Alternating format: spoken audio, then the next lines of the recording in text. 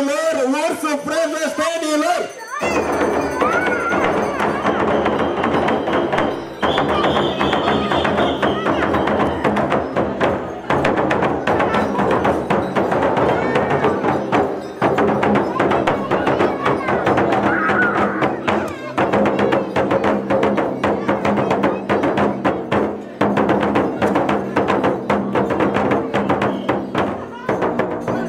Ei frunză verde, foi mărunte, vine ursul de la munte și se apropie de sat, la băut și la mâncat. Ei, bună seara, gospodari, la flăcăi și fete mari, la fete de măritat și flăcăi de însurat. Ei, frunză verde, 3 caiet, să joace ursul băieți!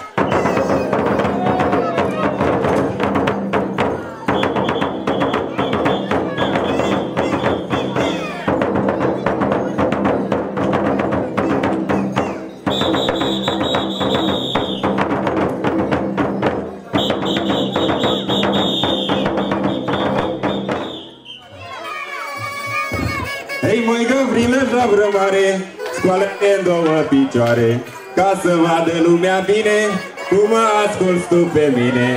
Nu mai asculta tu zău, dar ți-e frică de ceatlău, că ceatlău-i pregătit pentru capul tău gătit și făcut de un moș de-al meu, măsurat pe trupul tău. Ei, frunză verde, 3 caiet, bate-ți tobele, băieți!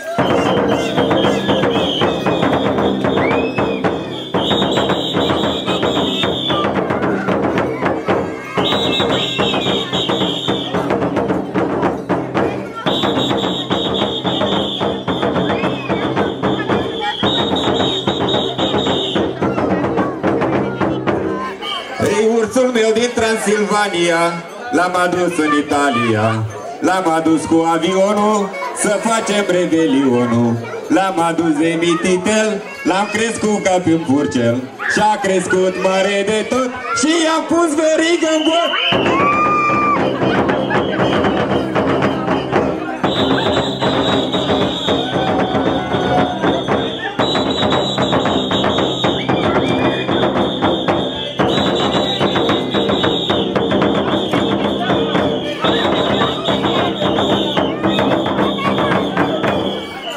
Urșii mei din Pirinei costă 7.000 de lei, 7.000 și o sutișoară, văle ursul mă omoară.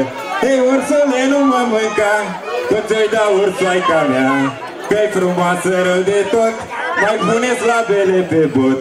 Ei, frunză verde, 3 caiet, să joace ursul, băieți!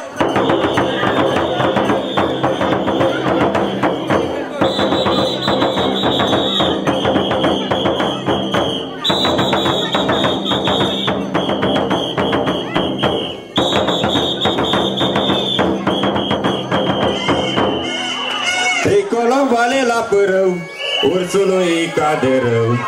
Scoală, ursule, de jos, că ești mare păcătos. Ei, măi, țigane, ardă-ți-a focul, că tu mi-ai luat norocul. N-ai avut grijă nici de sare, să-mi dai la ursuleț de mâncare. N-ai avut grijă nici de urs, nici de urs, să te dai cu talpă în sus.